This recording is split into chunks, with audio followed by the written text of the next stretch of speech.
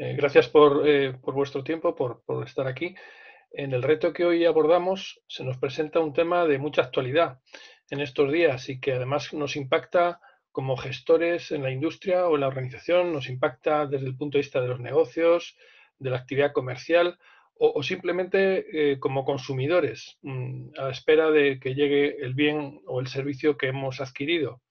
En la actualidad entra en juego un nuevo concepto, el de industria flexible, por ejemplo, capaz de producir de manera personalizada, el de industria latente, resistente a cortes en lo que es el suministro de sus materias primas, de industria volátil, capaz de modificar rápidamente sus líneas de fabricación y además a través de la robotización de procesos industriales, almacenes logísticos, se abre una puerta hacia un modelo de colaboración persona-máquina inédito que en la historia no habíamos conocido hasta nuestros días. Hay que notar también que ya hasta incluso en los medios de comunicación más generalistas es noticia todo lo relacionado con la logística, incluso pues las necesidades que hay de técnicos y de especialistas en este conocimiento, en esta disciplina. Además, la industria de la fabricación debe identificar nuevos materiales, nuevos procesos para poder ser más resiliente y sostenible. Dentro de poco, los diferentes sectores industriales podrían enfrentarse al desabastecimiento de materiales clave para la fabricación y al colapso en la cadena de suministros. No pretendemos asustar a nadie, esto está en boca de todos. Realmente hay que hacer algo para, digamos, volver a una senda de crecimiento sostenible y de desarrollo, digamos, sin estreses. Esto está ocurriendo debido y lo estamos viendo, a la escasez, por ejemplo, que hay de microchips para fabricación de vehículos, que podría ocurrir también con baterías debido al aumento de las cifras de venta de coches eléctricos y también debido a la menor disponibilidad de determinados materiales tradicionales para construir estos productos, como el níquel, el cobre, el litio, lo que a su vez normalmente encarece los costes de fabricación y consecuentemente sus precios, ¿no? Los precios en el mercado. La carrera por nuevos materiales y por nuevos compuestos químicos que remedien las carencias actuales y les doten de nuevas funciones puede suponer una gran oportunidad para la reconstrucción y relocalización de sectores como el químico, el minero, en fin, el de producción de materias primas en países como el nuestro. En la elaboración de todo este análisis, del que hoy vamos a hablar con un poquito de detenimiento, y en el desarrollo y la validación de todo del reto en sí, de las cuestiones teóricas y prácticas de este reto, han colaborado y han aportado conocimiento y digamos, y experiencia en proyectos varios de los expertos de nuestra universidad, tanto en el ámbito de la ingeniería como también en el ámbito de las ciencias sociales y la comunicación. Importante destacar esta transversalidad bueno, pues es fundamental para seguir progresando. Los grupos de investigación que ahora vamos a ir relacionando y vais a ir viendo en el chat nos han ayudado a validar el texto base de ambos retos sobre los que hemos construido este evento. Pero es necesario también destacar que no son los únicos grupos de investigación de la Universidad Carlos III que ayudan a innovar en este tema. Estos son los que de manera concreta pues, han trabajado en esta elaboración. Pero hay otros grupos también dedicados a este tipo de tareas. Yo creo que ya los estáis viendo ahí, los nombres de todos ellos. Eh, eh, Quizás lo mejor es acudir a la página web que tenemos en el site de la universidad y ahí podéis entrar y ver de una manera más detallada lo que hacen y quiénes son las personas que componen estos grupos de investigación y los investigadores principales y todo el equipo de investigadores. También informaros que en esta temática hay innovando spin-offs y startups de nuestro ecosistema de innovación en el Parque Científico de la Universidad Carlos III y también en algunos proyectos europeos, como por ejemplo Go2Space Hubs, en los que también participamos. Algunas de estas empresas, por citar algunos nombres, pues Sensia, AEON-T, Composite Technologies, Madrid Space Europe, Nanocare, en fin, hay más, pero no vamos a detallarlos. También destacar algo que es relevante, ¿no? En el reto de I+D+I que estamos analizando, en este reto se contribuye también a alcanzar 6 de los 17 objetivos del desarrollo sostenible. ¿Cuáles son? Pues el 5, el de igualdad de género, el 6, el de agua potable y saneamiento, el 8, el del empleo digno, el 9, innovación en infraestructuras, el 12, consumo responsable y por supuesto, el 17, el de alianzas.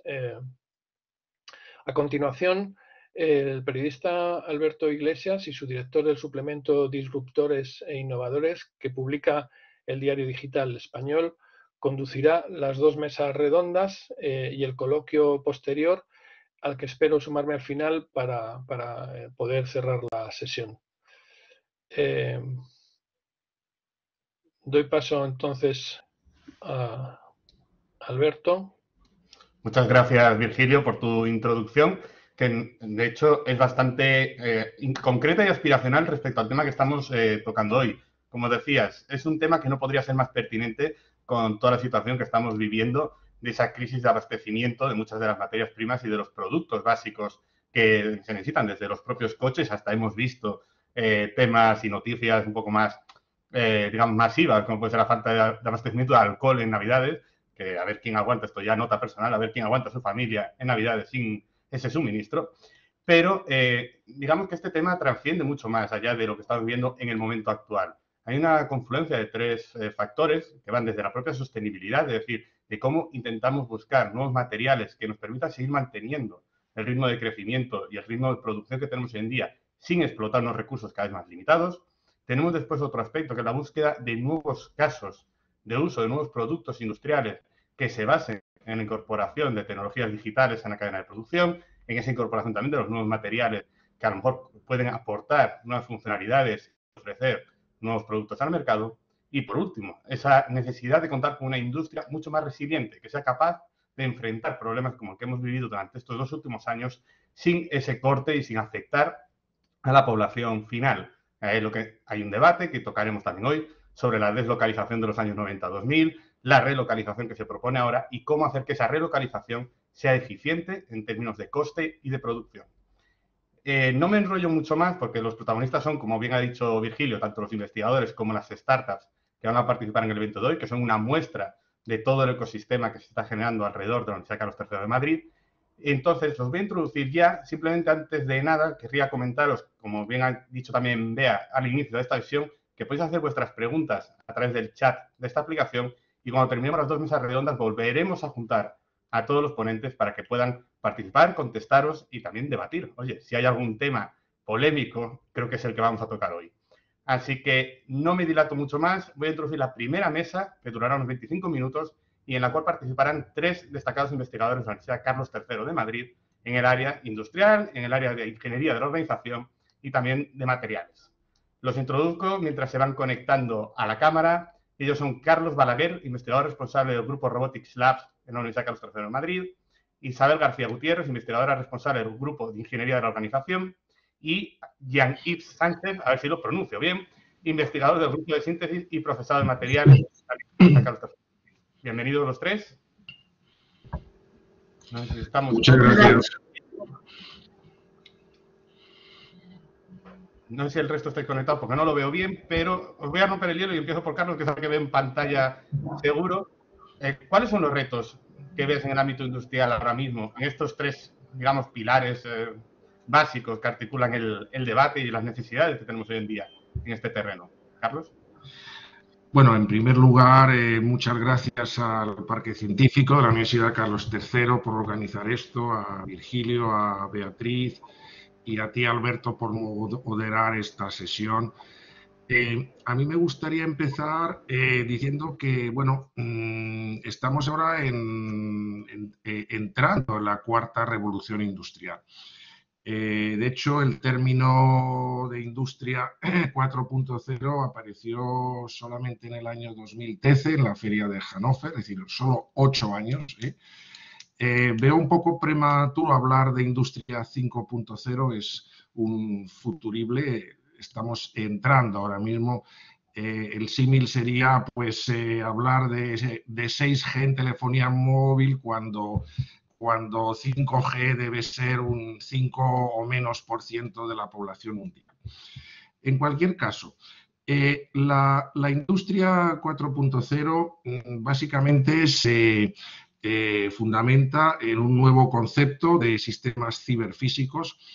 Significa que unión de los sistemas físicos, como pueden ser las máquinas, los robots, los almacenes, y todo el mundo ciber con la conectividad ubicua, ciberseguridad, inteligencia artificial, etcétera, etcétera, etcétera. ¿Qué es lo que se pretende? Pues, en primer lugar, alta productividad y una competitividad en Europa, porque este concepto nació desde Europa, frente a los competidores en Asia, sobre todo la personalización de la producción. Hace, por ejemplo, 25 años, en una cadena de montaje de coches, todos los coches eran del mismo color y del mismo modelo, mientras ahora mismo, si uno va a la fábrica de automóvil, en la cadena hay coches de diferentes colores, diferentes modelos, todos mezclados, y el que 75-80% de los coches ya tienen dueño de alguna manera, pero también temas de un alto nivel de digitalización. La digitalización no es solamente tener conexión a Internet, sino otras muchas cosas. Y también, evidentemente, esto está unido a la globalización. La pregunta que hacías, Alberto, sobre la falta de suministros. En mi opinión, y en la Universidad Carlos III tenemos el máster de Industria Conectada 4.0, que estamos en tercera edición en inglés e internacional. Esta falta de suministros yo creo que tiene dos aspectos. Uno temporal, que es el tema pues, del COVID, que las fábricas, sobre todo en China y en Asia, han estado paradas. El tema del transporte con el famoso barco Evergreen. Es decir, todo esto ahora mismo es un problema temporal hasta que toda esta cadena, que es una cadena global y compleja, se vaya estabilizando.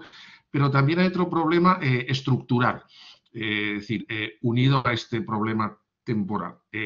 Como tú decías, la deslocalización, sobre todo en China y en otros países de Asia, quiere decir que las fábricas han abandonado el mundo industrializado, han abandonado Europa, Estados Unidos, y claro, esto hace que, pues, como algunos teléfonos dicen en sus carátulas, Design en California, Assembly en China.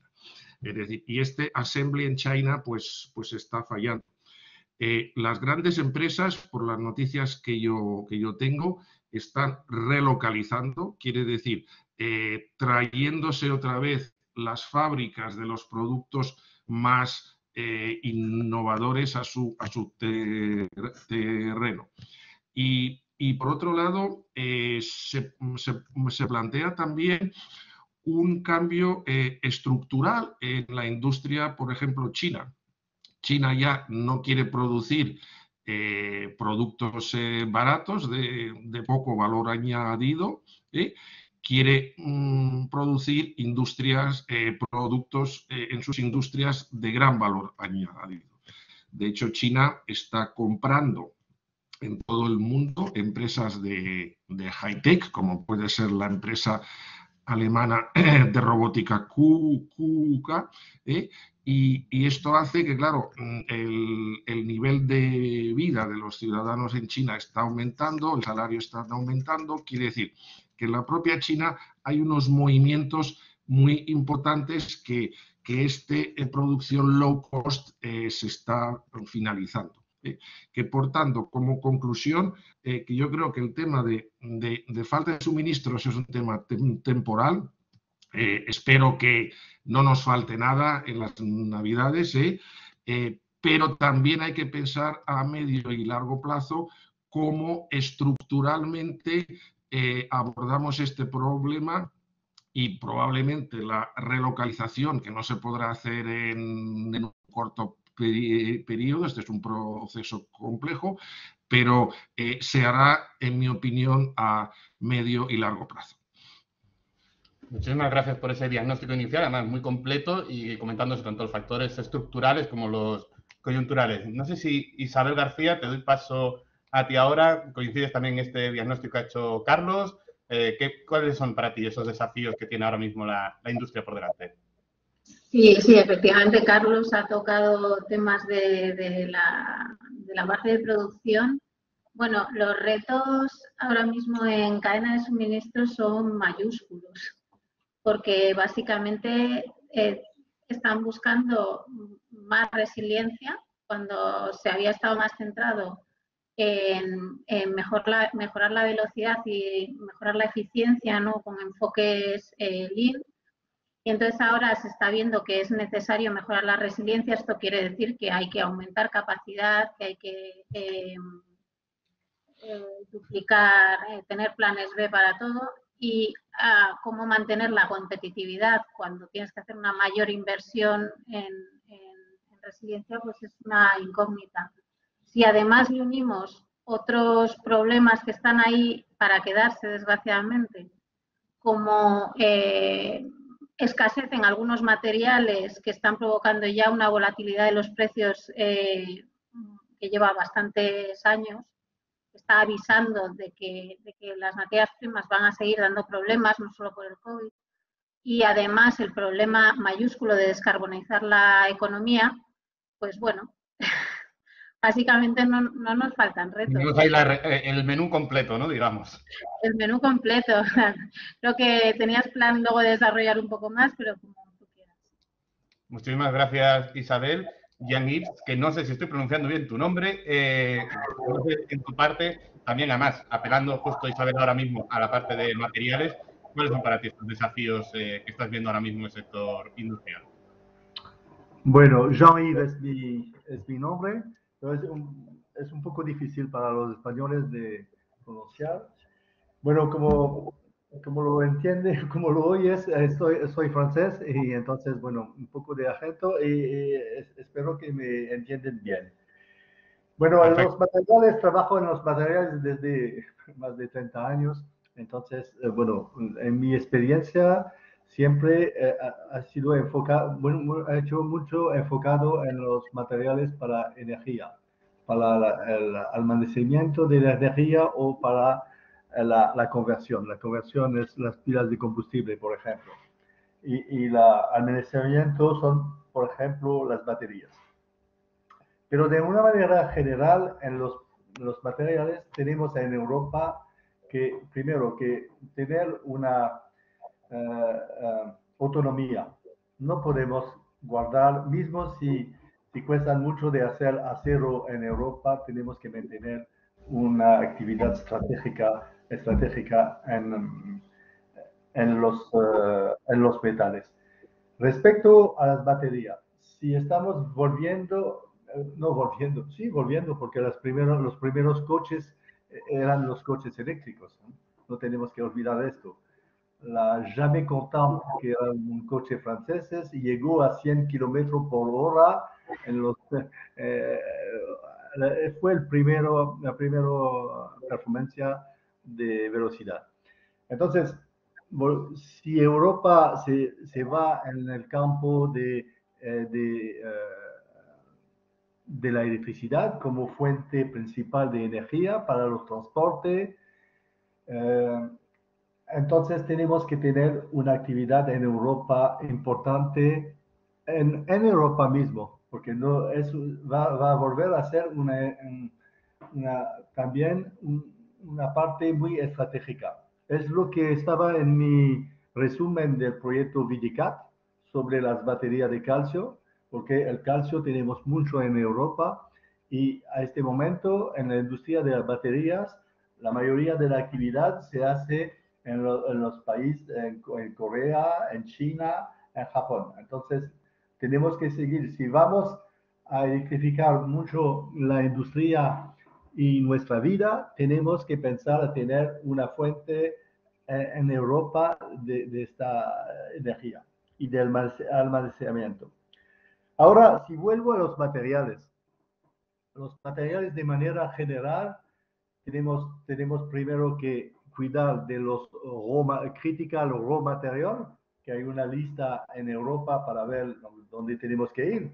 Por ejemplo, yo pensaba que el magnesio teníamos mucho, pero el magnesio no tenemos tanto de magnesio en Europa. Es un critical raw material. Y esto es una cosa que tenemos que ver en los materiales. La segunda cosa es que no tenemos que quedar solo con los materiales que existen y tenemos que tener una actividad de innovación muy importante. En este ámbito es muy importante que la comunidad académica sea más sensible a los patentes. En España no se patenta mucho. Se patenta un poco más en Francia, pero en España, las universidades, esto no se hace tanto. ¿Por qué? Porque las patentes no permiten de mejorar el currículum en España. Esto es un punto importante. También de tener un enlace importante entre industria y academia. Es por esto para que se pueda explotar. Tenemos también cuando hacemos nuevos materiales, tenemos que tener una estructura que permite de escanear el material del laboratorio al sistema de prototipo. Esto existe de vez en cuando un poco en Francia, un poco en Alemania, un poco en España, pero esto no se hace bien en Europa. Entonces, nos falta esto. Bueno, no sé si he pasado todo mi tiempo, pero en los materiales tenemos que ver el punto de critical raw material. La segunda cosa es que los materiales es una cosa muy larga que va de la molécula a la cerámica, pasando por los vidrios, los metales y los polímeros. Todo esto, tenemos que ver la seguridad. Por ejemplo, en baterías de lithium-ion, que todo el mundo utiliza ahora, hay un compuesto que es la sal de litio, que es muy peligrosa, pero está dentro. Lo tenemos todo en nuestro móvil. Se pone ahora en los coches, en las baterías de coche eléctrico y nadie dice nada. No hay innovación, no se cambian las cosas. Entonces, el punto de vista de seguridad es muy importante. Si se ponen a quemar los coches eléctricos y a ahogar a la gente con los productos de esto va a hacer que la gente no va a querer comprar coches. Entonces, la seguridad es importante. La segunda cosa es que tú en tu laboratorio puedes imaginar un material maravilloso, que sea de polímero, de cerámico, de vidrio, cualquier sea. Pero esta cosa tiene que procesarlo. Es importante saber que si tu material tanto maravilloso no se puede procesar, no sirve de nada. Entonces, es todo el ciclo de ingenieros de materiales que tiene que conocer la ciencia de los materiales hasta el proceso y no solo pararse a la química y la física. Bueno, no sé, y un ejemplo también, cómo el proceso puede permitir de disminuir el coste. En las baterías que tenemos ahora, un punto importante que no se mira es la conductividad, la capacidad por centímetro cuadrado. Se dice siempre cuánto kilowatt tenemos por kilo como por litro, pero no se dice en metro cuadrado, por ejemplo. Esto es muy importante porque si tú es capaz de hacer electrodos gruesos, por ejemplo, va a disminuir el número de metro cuadrado de cobre, que es un critical raw material, el volumen de líquido que va a introducir en tu batería, que esto es seguridad, y todo esto es una cosa que tenemos que ver. Para concluir, una cosa que me parece muy importante son las pymes en el desarrollo a la interfase entre los grandes grupos que no tienen mucha flexibilidad y los laboratorios académicos. No sé si he respondido a las preguntas. Has respondido perfectamente y además nos has dejado preocupados ahora también con el tema de la sal de litio, de que pueda aquí, no sé, explotar, morirnos todos, pero esperemos que no pase. Te quería preguntar, me quedo contigo, Jean-Yves, porque has estado comentando esas oportunidades que tenemos de nuevos materiales aplicados, por ejemplo, a las baterías eléctricas. Se ha hablado mucho, ¿no?, de materiales como el grafeno, ¿no?, esos materiales bidimensionales que pueden tener grandes posibilidades en aspectos de la transición energética verde y demás. No sé en qué materiales, en tu opinión, crees que deberíamos fijarnos y cuáles tiene Europa y España en particular una oportunidad de generar un impacto mayor. Bueno, en el grafeno se hace cosas en el ámbito de las baterías. Es un material maravilloso. Y, por ejemplo, en el proyecto Vidicat que tenemos, hay gente uno de los Bopaquets que trabaja sobre materiales compuestos que son mezclados con grafeno para mejorar las propiedades de conductividad electrónica.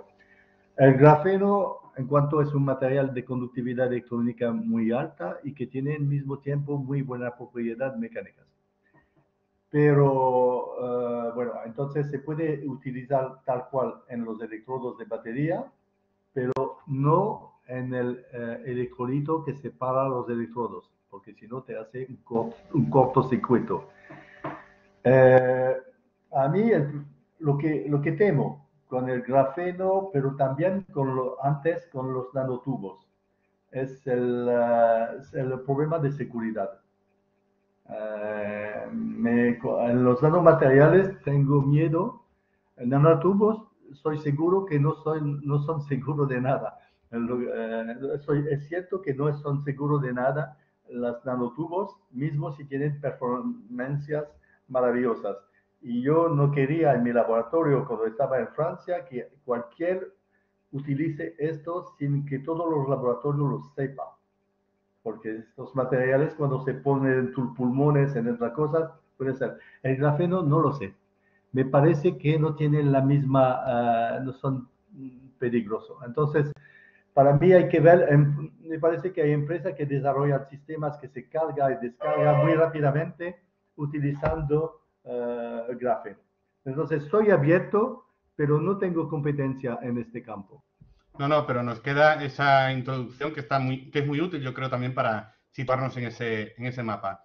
Cambio de los materiales a una de las cosas, Carlos, que hemos comentado al principio y que también ha introducido Virgilio cuando estaba abriendo esta sesión, que es ese componente fundamental de la industria 4.0 o 5.0, como ya hay alguna compañía que ya le está llamando industria X.0. O sea que ya aquí el concepto de marketing nos lo tomamos libremente.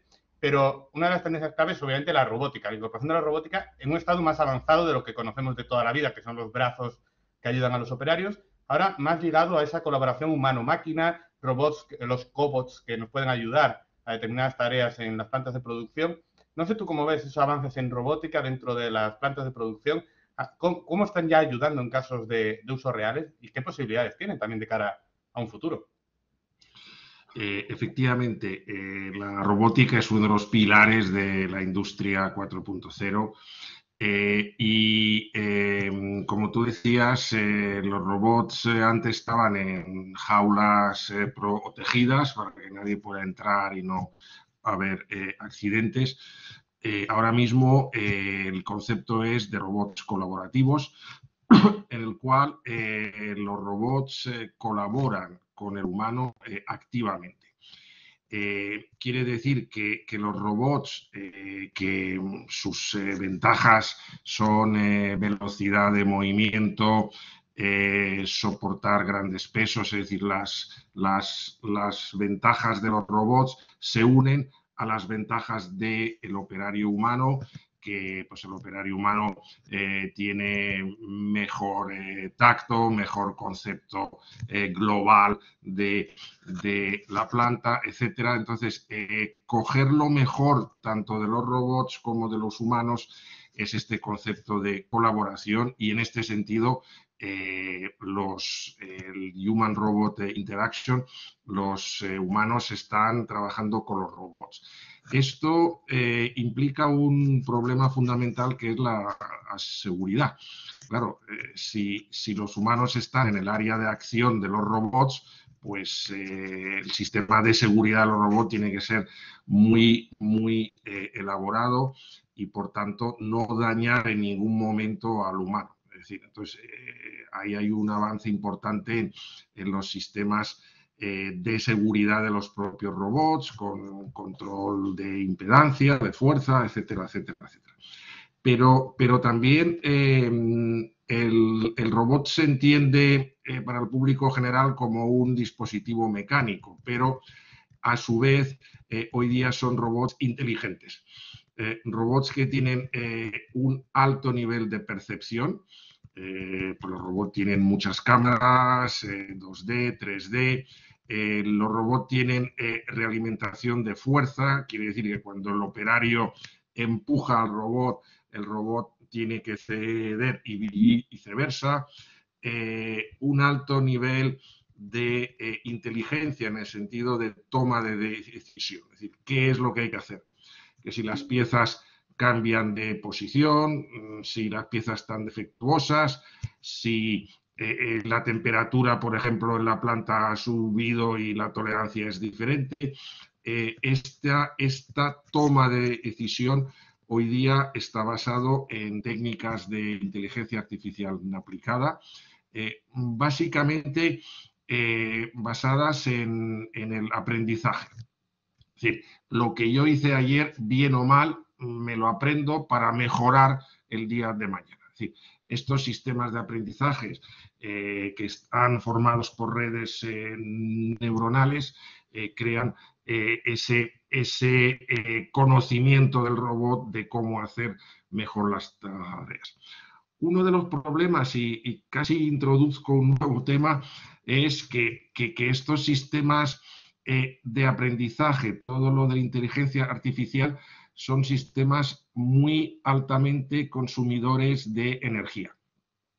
Son servidores que están 24 horas funcionando, muchísimos nodos, miles y decenas de miles de nodos computando, y esto genera un problema, primero energético y otro problema medioambiental.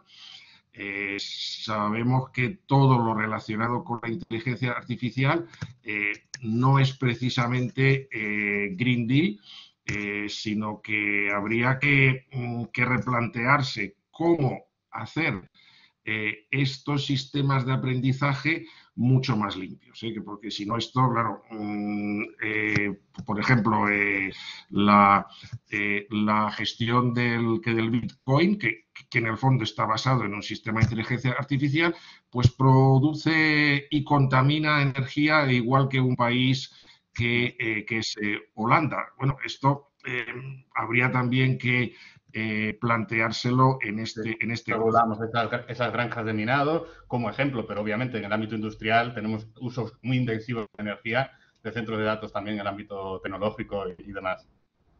Sí, es decir, que los temas de los robots no son temas aislados, que de sistemas mecánicos, sino ahora mismo están integrados en toda la cadena de producción, de toma de decisión, etcétera, etcétera, etcétera. Perfecto, Carlos. Y voy a cerrar con Isabel, vamos un poquito pillados de tiempo, pero a Isabel le quiero hacer la pregunta clave de este debate, que es cómo articulamos con lo que han comentado Jean-Yves y con lo que han comentado Carlos, cómo articulamos al sector industrial para que sea lo que queremos que sea, esa receta mágica de más eficiencia, más resiliencia, más flexibilidad, más adaptabilidad, es decir, más de todo. ¿Cómo lo conseguimos? A ver, bueno, ahora mismo es verdad todo lo que me habéis hecho una introducción perfecta, toda la parte inicial la habéis presentado perfectamente, entonces es verdad que la cadena de suministros ahora mismo está de moda, salen los telediarios, ¿no? Y evidentemente está habiendo estudios para ver cómo las empresas están adaptándose.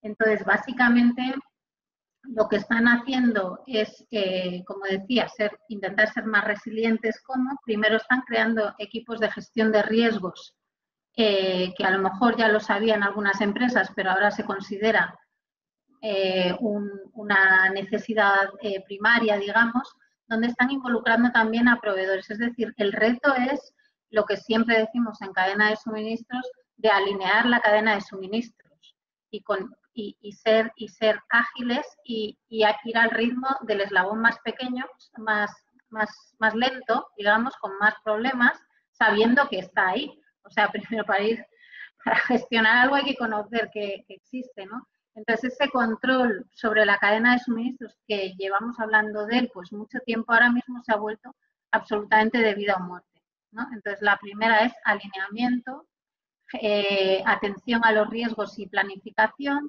Están optando por proveedores más caros pero más fiables, fortaleciendo relaciones con ellos para gestionar conjuntamente el futuro, digamos. Algunas empresas se están metiendo ya, por supuesto, a relocalizar, pero no tantas, porque hay una dificultad evidente con los costes y es una apuesta importante. Muchas de ellas están intentando simplificar sus cadenas de suministros y hacerlas más cercanas. O sea, a lo mejor no venirse tan cerca, pero intentar que ya no sea global absolutamente. Eso empieza a ser un problema, se ve como un problema cuando antes se iba a Asia, pues con toda normalidad, ¿no? Entonces ahora se están buscando opciones más cercanas. Y luego en los productos, en el diseño de productos, también intentar que sean más sencillos, que compartan partes, estandarizar con distintos modelos, digamos, unificar inventarios y tener más facilidad para encontrar suministros. Y luego el último bloque de acción es la tecnología. Han visto las empresas que tienen que invertir en digitalización para controlar la cadena de suministros y, bueno, incluso para trabajar desde casa cuando ocurran cosas como las que han pasado con el COVID. Y luego otros temas que también están entrando es blockchain, inteligencia artificial, la nube, igual para trazabilidad de los productos, para controlar dónde está cada uno de los componentes que necesito en la cadena. Por último, impresión 3D, también se está hablando de ello, como plan B, es cara, pero como plan B cuando no tiene suministros, digamos, pues es un tema que está apareciendo. Y bueno, estas son las medidas ahora mismo de las que más se habla. Y también incidir en que realmente vemos esta crisis como del COVID, pero no. O sea, ya las empresas los 3 últimos años vienen hablando de otras cosas. Por supuesto, COVID ha sido el protagonista, pero están los ciberataques, están las fluctuaciones de precios, estándares cada vez más frecuentes, divergentes, regulaciones medioambientales, el conflicto comercial China-Estados Unidos también está distorsionando mucho, sobre todo en empresas americanas. Entonces, básicamente, bueno, y fenómenos climáticos, claro, desastres climáticos. Entonces, básicamente, la conclusión de las empresas es que la incertidumbre y las disrupciones están aquí para quedarse y lo que tienen es que tomárselo en serio un cambio hacia la resiliencia, digamos, estratégico. Un cambio trascendental apoyado en la tecnología y que debe llevarnos a este nuevo paradigma de la industria, como la queramos llamar. Carlos, no voy a entrar en discusiones ahí, pero llevarnos a este nuevo entorno. O sea, el Lean ha sido la idea predominante últimamente, la eficiencia, reducción de costes y también nivel de servicio, pero ahora la flexibilidad y la resiliencia siempre llevan años estando en primera línea, pero ahora mismo ya se ha visto que ya no se puede posponer más, digamos. Lo que comentábamos, era un tema estructural, pero esta coyuntura del COVID ha hecho que salte todo por los aires y nos demos cuenta de todo ello. Muchísimas gracias, Abel, por este diagnóstico final. Muchísimas gracias, Carlos. Muchísimas gracias, Jean-Yves, por vuestros comentarios. Os emplazo a que quedéis, si queréis, con la cámara oculta, pero nos vemos luego, después de la siguiente mesa, os uno con los siguientes ponentes y debatimos un poquito más. Si nos sobra algo de tiempo, hablamos un poco también de futuro y de qué más podemos hacer en este terreno. Muchísimas gracias a los tres. Os abandono momentáneamente para irnos a la siguiente mesa. Hasta ahora estábamos viendo la parte más de investigación, de qué se estaba haciendo desde los grupos de investigación de la Carlos III de Madrid en este terreno, y ahora introducimos a empresas y startups del entorno de este parque científico y del entorno de Leganés Tecnológico para que nos cuente cómo lo están viviendo en primera persona todo este cambio de la industria, no sé llamarla tradicional, a la industria 4.0, 5.0. Y me gustaría introducir a Gianluca Foschini, de nuevo, no sé si lo pronuncio bien, MEA Strategic Engineering Director de Otis, a Iván Olmeda, CEO de Aplicaciones Electrónicas Quasar, AEQ, que es una empresa de PyME de Leganés Tecnológico, y a Sergio Rivera, CTO y socio de NanoCare, que es una startup del programa Go to Space Hubs de la Universidad Carlos III de Madrid, que comentaba antes Virgilio. Muchísimas gracias a los tres. No sé si ya estáis conectados, no os veo tampoco en la pantalla, pero Sergio, si lo veo ya, os quería introducir la misma pregunta que os he hecho al principio. ¿Cómo lo estáis viendo vosotros, que estáis metidos de lleno en este sector? ¿Cómo lo estáis viviendo y qué retos estáis viendo por delante en vuestros casos particulares? Sergio. Bueno, buenos días a todos. Bueno, yo os hablo desde Asturias. O sea, NanoCare ha participado en lo que sería el programa Go to Space Hub, pero somos una startup que ya tiene 10 años de actividad. Somos una empresa que ha surgido como una spin-off del CSIC y nos dedicamos fundamentalmente a lo que es la fabricación, desarrollo de nuevos materiales cerámicos o cerámicos compuestos y la fabricación de componentes, ¿no? Partiendo de esos materiales, ¿no? Y bueno, sí que, a ver, lo que estamos viendo, un poco los retos que estamos viendo en lo que es el sector, fundamentalmente, la cerámica técnica es un sector muy de nicho, es un sector, no estamos hablando de la cerámica más tradicional, en sanitario, en el sector refractario, sino que estamos hablando de cerámicas técnicas para aplicaciones especiales, cerámicas estructurales.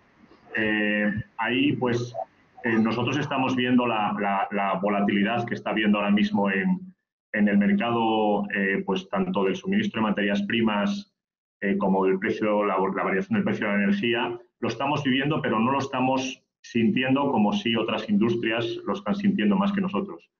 Nosotros, por poner un ejemplo, nosotros el año pasado hemos fabricado 25.000, 30.000 componentes, pero para fabricar esas piezas necesitamos 4 o 5 toneladas de materia prima. Nuestras piezas pesan menos de 1 kilo.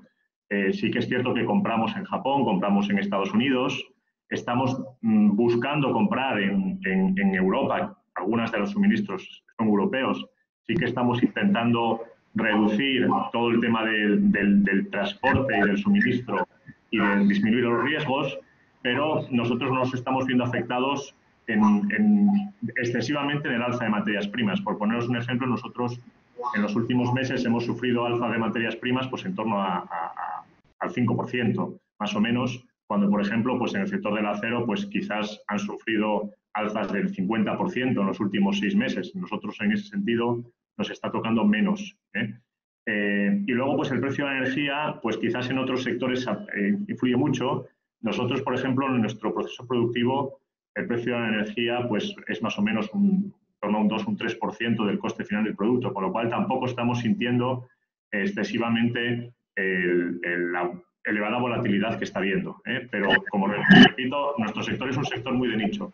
Y básicamente el problema al que nos enfrentamos en la industria a nivel europeo, fundamentalmente es un problema de pérdida de soberanía tecnológica, ¿no? En Europa, hace pues 15, 20 años, el sector de las cerámicas técnicas pues era en torno a un 40% del sector mundial. Ahora mismo, pues probablemente no llega al 20%, ¿no? Toda la zona de Asia-Pacífico, pues evidentemente China, Taiwán, Corea, y por supuesto, bueno, Japón, que es un país tradicional con una amplia tradición cerámica, pues cada vez está ganando más peso en lo que es la industria, y Europa pues necesita recuperar un poco la soberanía tecnológica y equilibrar un poco la balanza, ¿no? Que está en Estados Unidos y en la zona de Asia-Pacífico fundamentalmente, ¿no? Y nosotros también nos vemos afectados en la industria de los semiconductores, por ejemplo, que ahora está muy de moda, los problemas que hay de suministro, pues sí que hay iniciativas a nivel europeo para recuperar o tener soberanía tecnológica, pero eso son muchos años. A nosotros nos afecta, hay mucha cerámica técnica que se utiliza en el procesamiento de los semiconductores, porque bueno, muchas componentes de cerámica se utilizan en la fabricación de los chips de silicio, y sí que pues el recuperar esa soberanía tecnológica son muchos años y un plan a largo plazo que, bueno, me consta que en Europa está habiendo iniciativas importantes en ese sentido, y bueno, yo creo que es el gran reto al que se enfrenta a nivel europeo lo que es la parte de cerámicas técnicas, o sea, ganar peso frente a los últimos 15-20 años que hemos perdido con respecto a, bueno, pues Asia, y que es donde ahora mismo está una buena parte de la tecnología, ¿no? Ganar peso en esa lucha por la soberanía tecnológica, de la que vamos a seguir profundizando luego. Iván, no sé desde tu perspectiva, como lo veis, además, pasando de la cerámica a la parte más de aplicaciones electrónicas puras y duras, cuéntanos un poco. Bueno, buenos días a todos. La verdad es que en la charla, tanto en la parte anterior de los investigadores como ahora Sergio, se han recogido muchos de los aspectos importantes que estamos viviendo, ¿no? Nosotros somos una pyme dedicada al diseño y fabricación de productos electrónicos destinados al ámbito audiovisual. Es decir, nosotros fabricamos hardware y desarrollamos software, con lo cual estamos sufriendo en gran medida todo el problema del suministro de semiconductores. He oído frases antes en la parte de suministros de Carlos Balaguer, como el posible colapso de la industria, de la cadena de suministro. Dentro de nuestro ámbito, del ámbito de los fabricantes de electrónica, lo estamos sufriendo desde hace prácticamente un año. Desde que tenemos el comienzo del COVID, empezó a verse el problema y se ha ido acrecentando de manera paulatina, ¿no? La situación ahora realmente es complicada, es muy, muy complicada. Es decir, nuestra industria, por ejemplo, nosotros somos una pyme, tenemos un catálogo de producto bastante amplio, pero estamos fabricando alrededor de 100 productos distintos, o sea, 100 códigos distintos, y para ello disponemos de un catálogo de unas 20.000 referencias de componentes, ¿no? Componentes, muchos de ellos son pasivos, pero gran parte de ellos son microprocesadores, FPGAs, DSPs, procesadores, o sea, son microchips que ahora mismo en el mercado no hay. Entonces, esto va a generar un problema serio. Este problema viene por lo que habéis dicho, por lo que se ha comentado.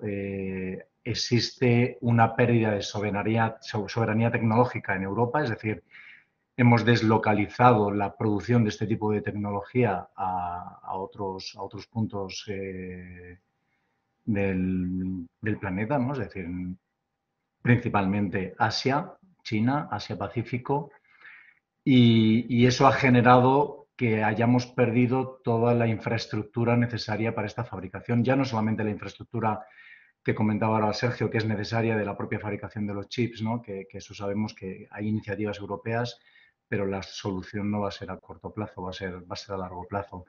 Pero es que los propios ecosistemas de suministro, de proveedores, de stocks, de piezas, no existe. En Europa es muy escaso.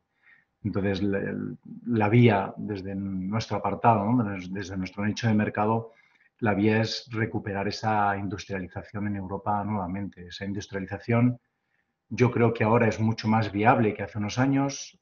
Todos conocemos o todos sabemos y entendemos que las fábricas se trasladaron en su momento a China o a Asia para buscar la optimización, la reducción de costes.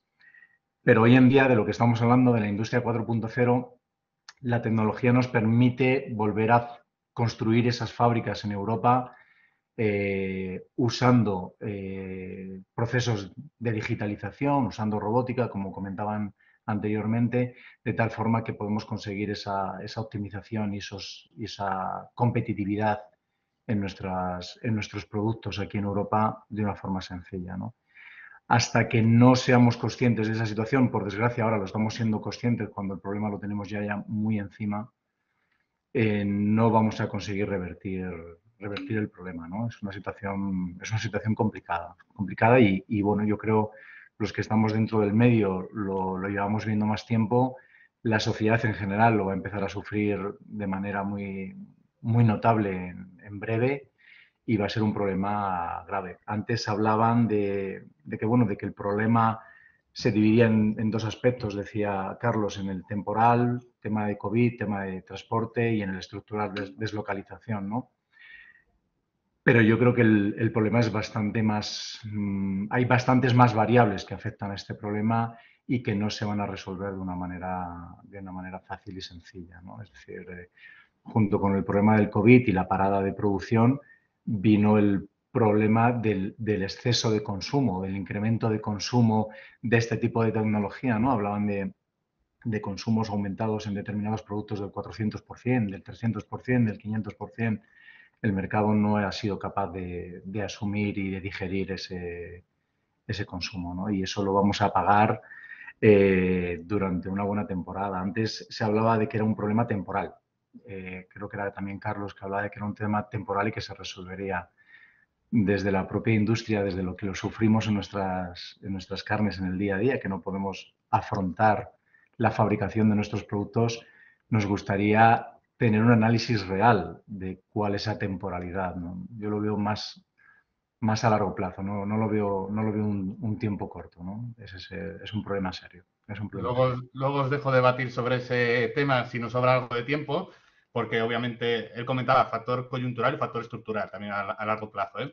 Pero quiero darle voz, antes de abrir más el melón, a Gianluca Foschini, porque vosotros también imagino que estáis viviendo esta falta de materiales e intentando sustituirlos de alguna manera, ¿no? Intentar sustituir pues, los materiales críticos en vuestra cadena de producción de alguna manera, cambiar, yo qué sé, el acero y chapa en construcción o el cobre en conductor, buscar otras alternativas que no solamente sean más resilientes en la cadena de suministro, sino también más sostenibles. No sé cómo estáis afrontándolo desde Otis todos estos temas. Comparto prácticamente todo lo que han dicho los presentadores anteriores y creo mirar un poquito el tema de otro punto de vista, desde el punto de vista que yo creo que la palabra clave de este periodo es flexibilidad.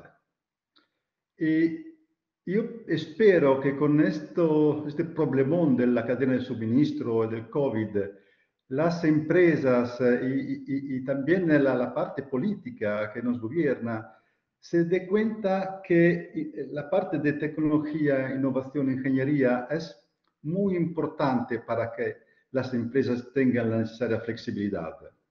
Y entonces espero que esto sirva para que aprendan que es necesario invertir más en tecnología e innovación, porque esto permite a las empresas sobrevivir en este periodo, pero será así siempre en el futuro, de continuo cambio, de continuos retos. Vale, ahora quiero entrar un poquito más en el específico de lo que estamos haciendo en Otis. Vale, primero estamos haciendo un poquito los bomberos, decimos, para ayudar a la cadena de suministro en buscar proveedores alternativos, buscar materiales alternativos y cualificarlos. Entonces, afortunadamente, hasta ahora nuestra empresa ha sido capaz de no trasladar a los clientes el problema de falta de materiales. Ha trabajado muy bien con nuestros partners. Afortunadamente, la producción de Otis está muy localizada en Europa.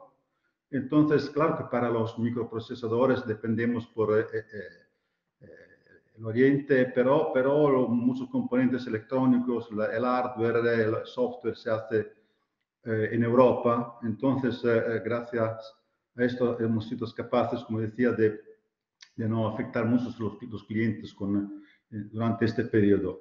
Y además estamos trabajando en otros dos temas que creo es importante rematar. Primero, estamos viendo cuánto es importante para dar rapidez y flexibilidad a la búsqueda de materiales alternativos,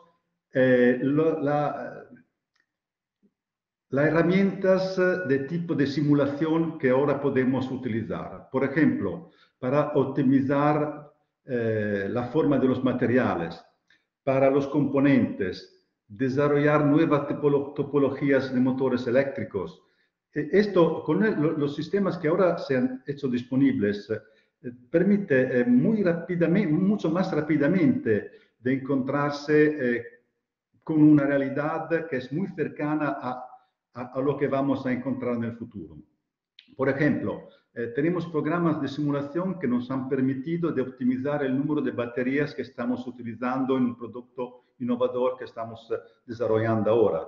Esto permite, por un lado, de necesitar menos materiales y al mismo tiempo de dar más posibilidad de tener un producto más barato y con menor impacto ambiental.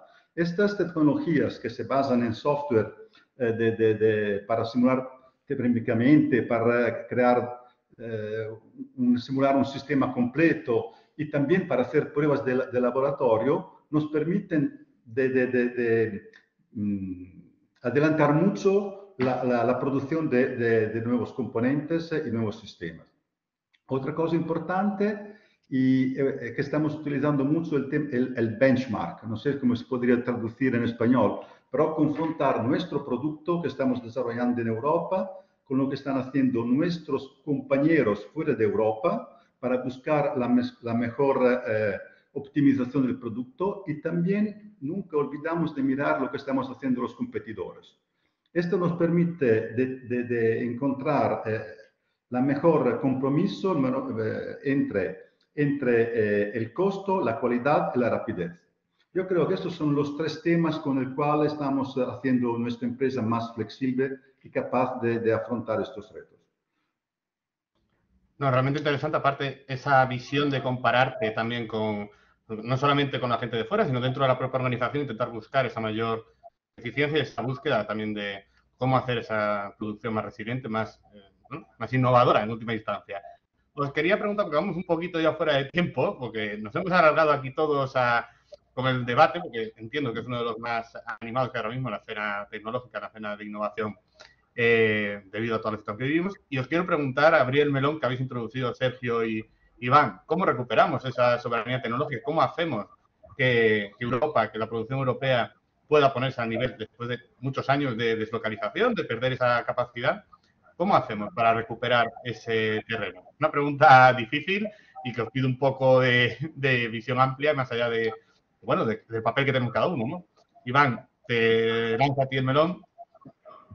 Bueno, el primer paso es reconocer que es importante y que es primordial para la industria, es decir, y reconocerlo no solamente las empresas, sino que a nivel, dijéramos, de institucional, político, se den cuenta de que es necesario y es necesario invertir.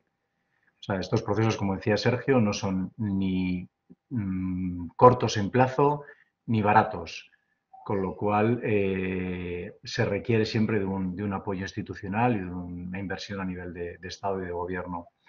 Yo creo que la capacidad y la tecnología existe. Sergio antes decían que ellos habían desarrollado no sé cuántos componentes, hay otras industrias. Ya no solamente, no me quiero centrar solamente en España, pero a nivel europeo hay muchas empresas desarrollando procesadores y desarrollando tecnología que después se manda a fabricar a una founding en China o en Taiwán. O sea, es decir, la tecnología la tenemos, lo que necesitamos es tener toda la infraestructura por detrás y para tener esa infraestructura de fabricación por detrás hace falta convencimiento a nivel de estados, ¿no? Convencimiento europeo de que necesitamos recuperar eso. Eso creo que será el primer paso para volver a conseguir una reindustrialización potente de Europa que ahora mismo es muy, muy necesaria. Sergio, por tu parte. Sí, bueno, hay iniciativas interesantes en Europa. Yo creo que, por ejemplo, lo primero, lo que comentaba Iván, ¿no? Que a nivel político haya un buen diagnóstico de la situación y que se hagan políticas adecuadas para ello. Y hay varios ejemplos ahora en la Comisión Europea y también en España. Pues, por ejemplo, hace muchos años en Estados Unidos, bueno, es muy famoso, pues cuando quisieron mandar el hombre a la Luna, pues se creó una misión que era mandar el hombre a la Luna y traccionó durante muchos años mucha investigación, se crearon nuevos materiales, se crearon nuevas tecnologías que luego se exportaron a a otros mercados. Y aquí en Europa se está haciendo ahora también eso. Bueno, pues es muy conocido, pues la economista Mariana Mazzucato ha asesorado a la Unión Europea y han creado... Cuando estabas mencionando lo del ejemplo del astronauta, ¿no?, de la misión espacial, y ahora que mencionas Mariana, me estaba recordando el discurso de Francisco Polo, del Alto Comisionado de España Nación Emprendedora, porque es tal cual el discurso que está intentando promover ahora. Sí, sí, pues en la Unión Europea hay un programa que es Programa Misiones también en España. De hecho, nosotros participamos en un proyecto Misiones que lidera la empresa Ferroglobe en Galicia. Son fabricantes de material de silicio y es para mejorar el material de ánodo de baterías de coche eléctrico, ¿no? Nanoker es uno de los socios del consorcio. Y al final, ¿qué es eso? Pues es una colaboración público-privada con una misión concreta, muy enfocada a un reto tecnológico. Y bueno, pues la industria, los centros de investigación, las universidades se ponen en marcha, reciben financiación y van a por ello, ¿no? Y pues esto está pasando en España, también está pasando en Europa. Pues conocemos una iniciativa para desarrollar una cadena de suministro completa de un semiconductor, que es el carburo de silicio, que es una cerámica, que viene a reemplazar al silicio para algunas aplicaciones, como por ejemplo la electrónica de potencia de la carga del coche eléctrico. Y bueno, pues Robert Bosch, que es una empresa alemana que está tratando de desarrollar, bueno, tiene mucha tecnología a nivel de semiconductores, pues les han dado 100 millones de euros. Hay alguna empresa española también, como es el Grupo Premo en Andalucía, que participa también en ese consorcio. Y al final son grandes consorcios donde se pone dinero para que desarrolle tecnología en colaboración público-privada, ¿no? Lo que pasa es que cuando te pones a ver el dinero que plantea la Unión Europea, que es mucho y que cada vez está creciendo, y lo comparas con la inversión que está moviendo China o Estados Unidos, pues te das cuenta de que estamos todavía muy lejos. Aunque se está moviendo mucho y mucha inversión, estamos todavía muy lejos de lo que están moviendo en otros sitios, ¿no? Con lo cual, en lo que se ha dicho antes, hay que partir de la investigación, de la tecnología y bueno, pues colaboración público-privada y desarrollar nuevas cosas.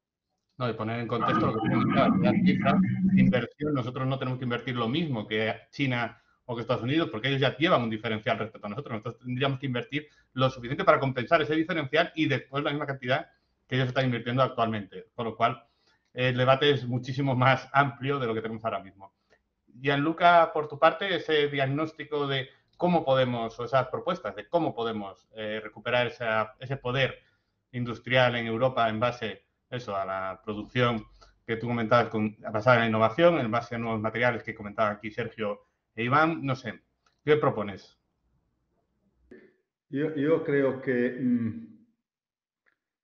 las empresas multinacionales tienen, como la mía, tienen que darse cuenta que delocalizar y invertir solo en países del tercer mundo o de Oriente Medio no es la política más correcta.